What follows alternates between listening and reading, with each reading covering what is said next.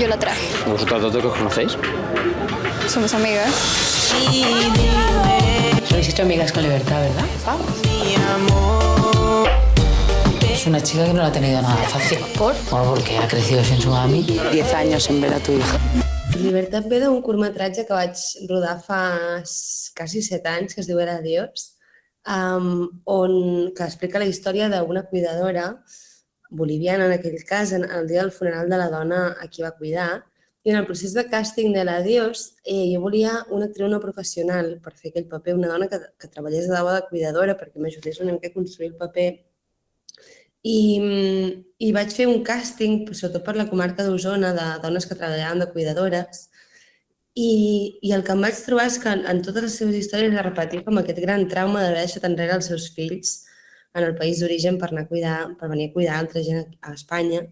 I em va tocar molt, perquè eren històries molt dures, les vivien amb molt de dolor i vaig trobar que era un tema que no s'havia tractat, que crec que parlàvem molt de la diferència de privilegis de la nostra època, i vaig decidir escriure Libertat. Vaig començar escrivint la història des del punt de vista de la llibertat, fins que em vaig adonar que no era el meu punt de vista, que necessitava mirar-la des d'un lloc més honest i més semblant a la meva mirada.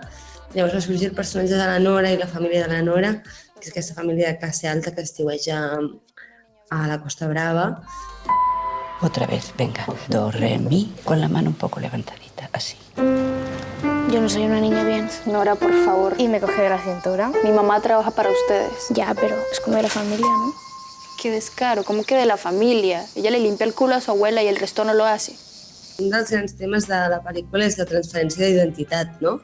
I la transferència de traumes i de pesos entre una generació i una altra, i com la llibertat es rebel·la contra això, perquè ella no ho vol, i és una mica un destí tràgic, no? I és el personatge més actiu en aquest sentit, i la Nora d'alguna manera fa el camí contrari, ella acaba adoptant la identitat de la seva família, quan se'n va a la barca i els diuen al Manuel i al Manolo que sois com de la família, que és una frase que repeteix molt, perquè a mi em cridava molt l'atenció aquesta frase, sentir-la al meu voltant, no? Perquè se sent i la gent ho diu molt, i a mi sempre em xocava pensar com de la família, no? Però si li estàs pagant un sou, la pots pedir quan vulguis, no? Hi ha una transacció econòmica aquí. Piensan que soy muy pequeña para ser